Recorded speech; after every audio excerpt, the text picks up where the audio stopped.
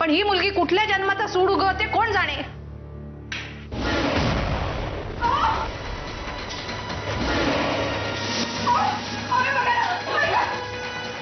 रागिणी,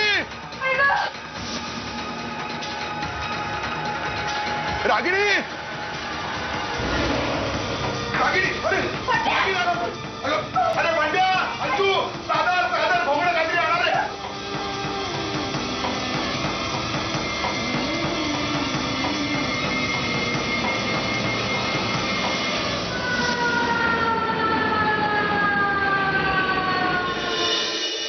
bell वाजते तरी उघडायला कोणी येत नाही बे या घरामध्ये। गिरिजाच असणार।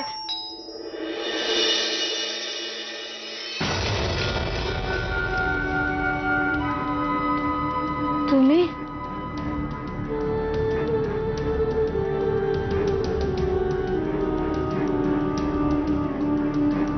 तुम्ही म्हणजे का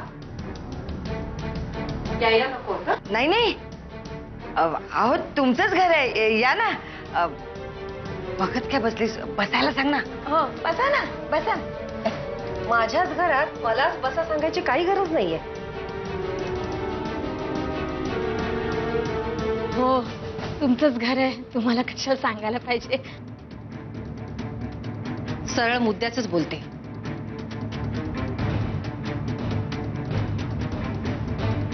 आज तुम्ही गिरिजाला फोन केला होता?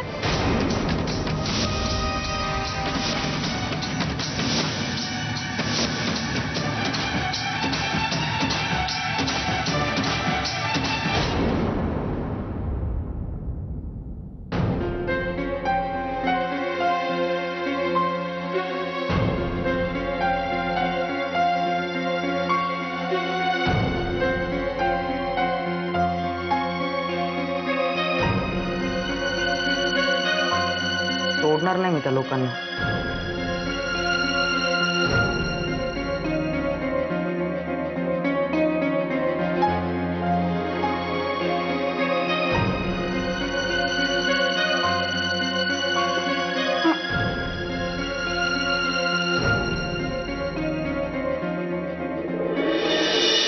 बोला ना, आजची गोष्ट सुद्धा विसरलात? नाही म्हणजे तुम्हाला माहिती आहे सगळं। अगं बाई आला श्री, बरं झालं श्री तू आला। हे बघ मम्मा, काय झालं? हे माझ्यापेक्षा तुला जास्त चांगलं माहित असेल नाही?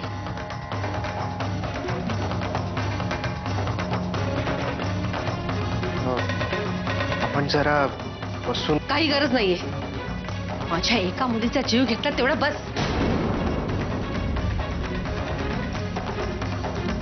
आता दुसऱ्या मुलीला सोडा। वहिनी पुरे, काय बोलताय तुम्ही? नाही म्हणजे आमच्या शामलकडून चुका झाल्यात, मान्य आहे मला। पण आता तुम्ही जे काही बोलताय तेही चुकीचंच आहे बाई। एका चाळीतून तुम्ही या इथे बंगल्यात राहायला आलात। एका छोट्या चाळीत राहणाऱ्या मुलाशी माझ्या पद्मजाचं लग्न होणं ही गोष्ट मला कधीही मान्य नव्हती। पण पद्मजाचा हट्ट होता म्हणून तुमच्याशी संबंध जोडले। पण माझी मुलगी एका चाळीत संसार करते हे बाहेर सांगायला नको म्हणून हे घर तुम्हाला दिलं मी।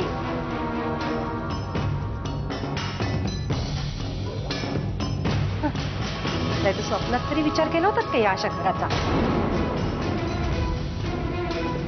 आणि लॅमिंग्टन रोडवर सोन्याची पेढी काढायला या आयुष्यात जमलं असतं तुम्हाला?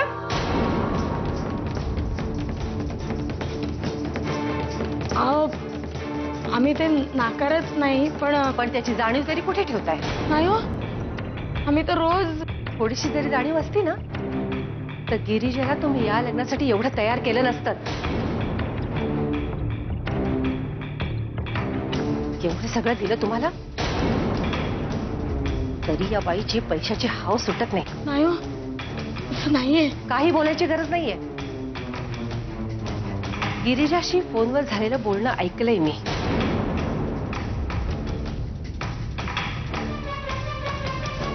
हे सगळं वैभव जसं मी तुम्हाला देऊ शकते ना तसं परत सुद्धा घेऊ शकते. पण माझ्या पद्मजाचे तुम्ही कोणीतरी आहात म्हणून तसं मी करणार नाहीये. पण माझ्या गिरिजाचं आयुष्य वाचवण्यासाठी तुमची सगळ्यांची पैशाची भूक भागवण्याची तयारी आहे माझी.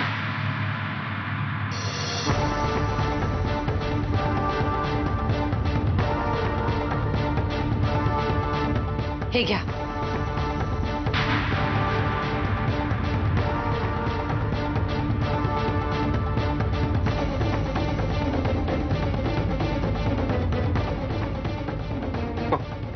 यावर काही ऐकायचं नाहीये मला.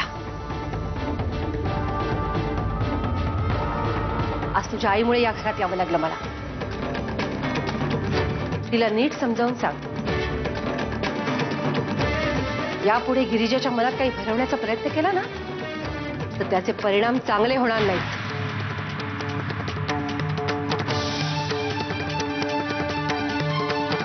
आणि हो, पुन्हा कधी पैशाची गरज लागली तर फोन करा.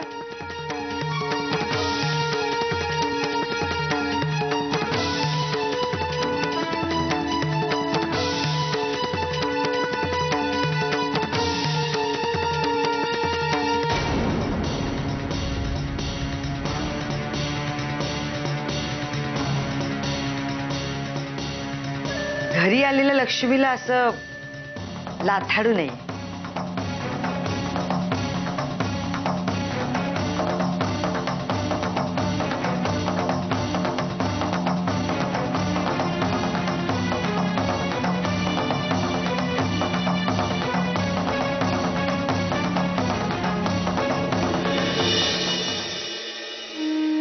अंजू, अंजू अगं काहीतरी बोल. तू अशी गप्प का? काय बोलू ग ताई? ध्यानी मनी नसताना सुद्धा हे सगळं का झालं असं? हे बघ अंजू, आपल्या समोर जे येतं ना त्याला तोंड देण्यापलीकडे आपण काहीच करू शकत नाही. अंजू अगं, आणखीन किती वेळ असंच थांबणार आहेस? माझं पोलीस स्टेशनमध्ये बोलणं झालेलं आहे. स्टेटमेंट वगैरे सगळ्या गोष्टी होतील आता. हे बघ, डॉक्टर कुणालाही आत जाऊ देत नाहीयेत आणि आपण सगळेजण इथं बसून काय करणार? त्यापेक्षा तू एक काम कर, तू घरी जा आणि आराम कर. मी आणि कदंब इथं बसतो. नाहीतर तुला त्रास होईल ग इथं बसून. मी इथेच थांबणार. अगं पण बरं ठीक आहे. मग एक काम करू, हे थांबतील इथे. म्हणजे हॉस्पिटलमध्ये धावपळ करण्यासाठी एखादा तर पुरुष माणूस हवाच ना. मी एक काम करते, बंड्याला सोबत घेऊन जाते, डबा तयार करते आणि डबा पाठवून देते. हा ठीक आहे.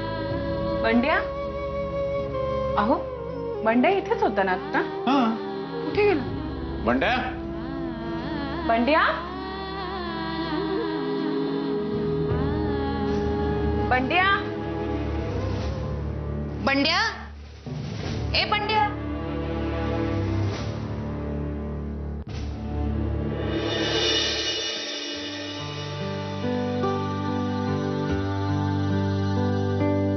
झालं तुझं समाधान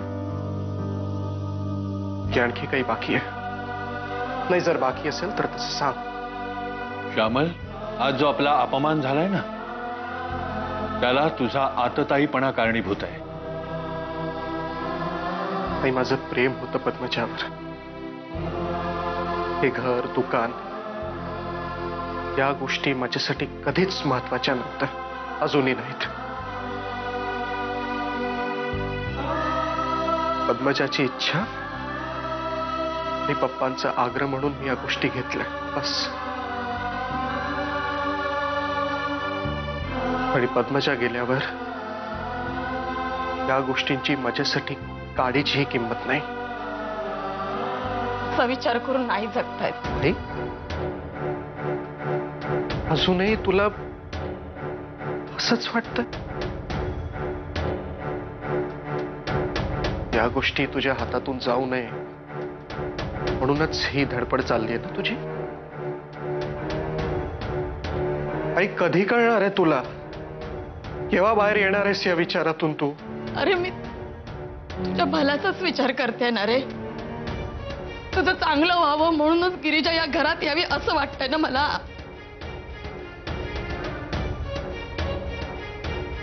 आणि असंही गिरिजा माझी खूप चांगली मैत्रीण आहे. मी ओळखते तिला. त्यामुळे सून म्हणून ह्या घरासाठी गिरिजाशिवाय दुसरं बेटर ऑप्शन असूच शकत नाही. हे जर तू स्वतःच्या मनाने सांगितलं असतंस ना तर पटलं तरी असतं कदाचित. तायडा, तुला वाटतंय ना श्रीचं लग्न गिरिजाशी व्हावं, पण मग त्या बिचाऱ्या अंजलीच्या घरी कशाला गेलीस? कशाला उगा जाऊन तमाशा करायचा ना?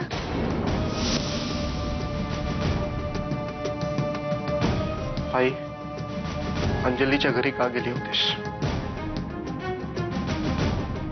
श्री, मला या विषयावरती वाद नकोय. वाद नाही घालत आहे बाबा, साधा प्रश्न विचारतोय.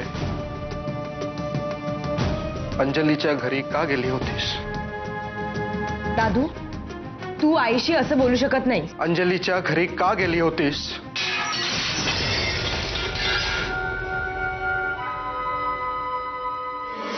श्रीकांतला मी नाही माफ करू शकत कधीच. अंजली,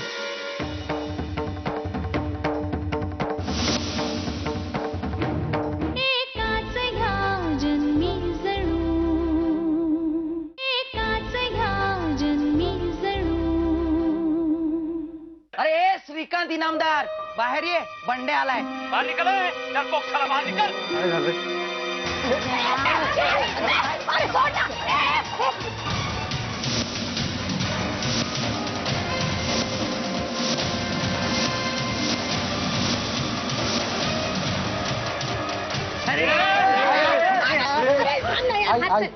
मावशी, काय झालं? बंड्याच्या घरी येऊन तुम्ही राडा करणार आणि बंड्या शांत बसेल तुझी. काय झालंय सांगशील? विचार ना, विचार. तुझ्या आईला विचार. हे बघ, माझ्या घरच्यांमुळे तुला त्रास झाला, मान्य आहे मला. मी हात जोडून माफी मागतो. माफी मागतो? खतम क्या खतम? हा, माफी मागितली झालं? तुझ्यासाठी मॅटर खलास ना. मग तुम्हीच सांगा मी काय करू? हे बघा, माझ्या आईने आणि बहिणीने जो गोंधळ घातलाय, मान्य आहे मला. विसरून जा. झालं ते झालं. दादू, काय झालं असतं आणि काय नाही ते बोलायला इकडे आलो नाहीये मी. काय होईल ना ते सांगायला आलोय, कळलं ना? हे बघ दादू, जाऊ दे ना. या गुंडांच्या तोंडी लागायची काही गरज नाही. ताई, ताई बोलताय? आज तू जो राडा केला ना, तो जर कोणी मुलगा असता ना तो उसको पता चलता गुंडा क्या होता है. हे बघ, माझी आई आणि माझी बहीण येऊन तुझ्या घरी येऊन तुझ्या आईची माफी मागते. आई गप्पा बसलं जरा. ही बाई माफी मागणार आहे? कुणाची कुणाची माफी मागणार? जर माझ्या आईचं काही बरं वाईट झालं तर कुणाची माफी मागणार? बोल ना. जीप सुरू चालते रे तुझी. तुझ्या आईचं बरं वाईट व्हायला मी तिला मारायला आले होते का? आई शांत बस, मी बोलतोय. गप्पा राहा ना तू. मग तो कसा बोलतोय? बंड्याशी मारामारीच्या वार्ता करता. आता तुम्हाला दाखवतो मारामारी काय असते. चला रे.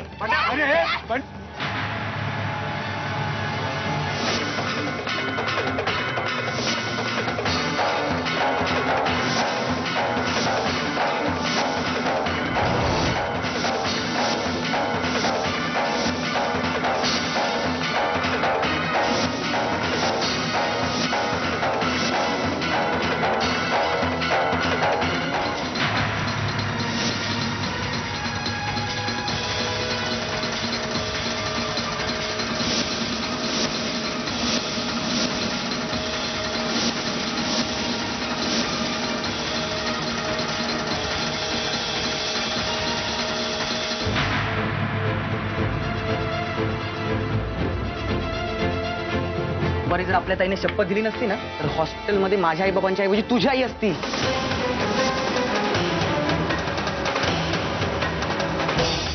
हॉस्पिटल? हो, माझे आई बाबा हॉस्पिटलमध्ये बेशुद्ध पडले.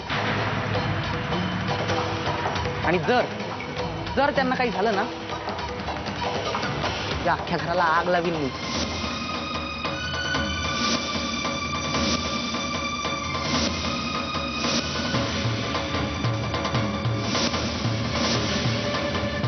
चला रे.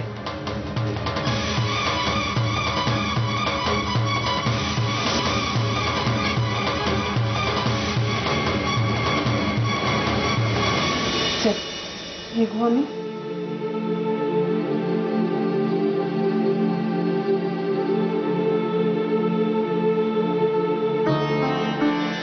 डॉक्टर आई बाबा जीव निभावलाय त्यांचा. Thank you doctor.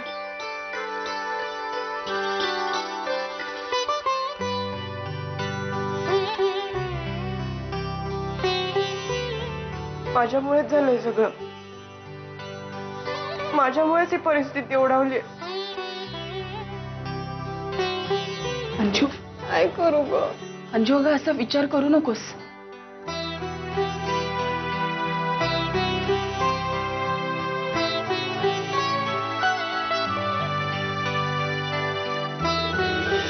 बरं वाटतंय आपलं लग्न नाही जुळलं. आणि ते जुळेल असं स्वप्नातही बघू नका आता.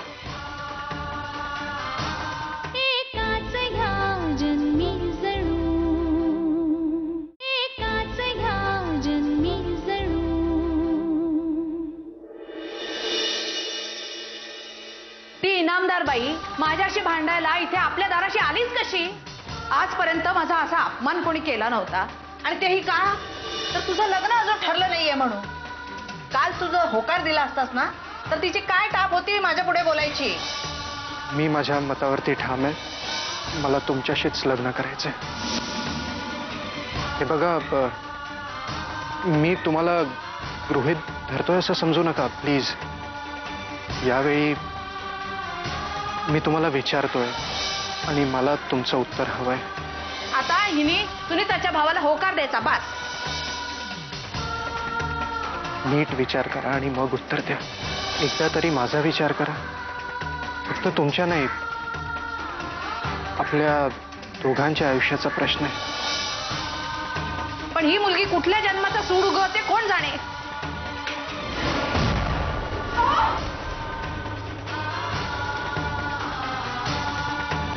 नाही, त्या श्रीकांत इनामदारचा तर कधी विचारही करू शकत नाही. त्याच्या आईमुळे आज माझे आई बाबा असे जगण्याशी भांडत बसलेत. श्रीकांतचा मी नाही माफ करू शकत कधीच. अंजली,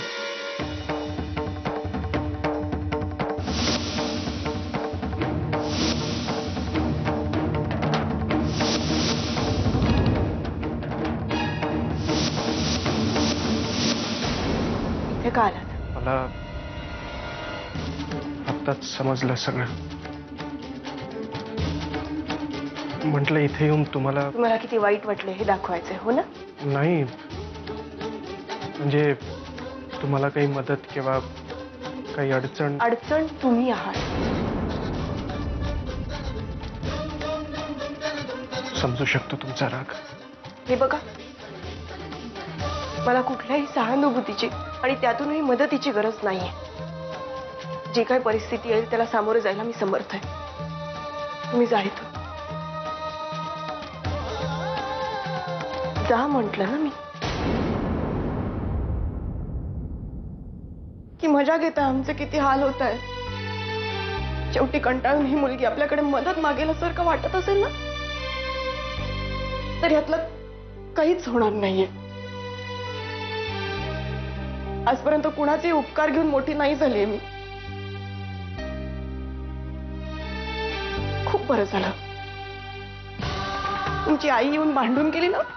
खूप बरं झालं. किमान त्या निमित्तानं का होईना मला कळलं तरी मला किती संस्कारिक घरातनं मागणी घातली गेली. बरं वाटतंय आपलं लग्न नाही जुळलं. आणि ते जुळेल असं स्वप्नातही बघू नका आता.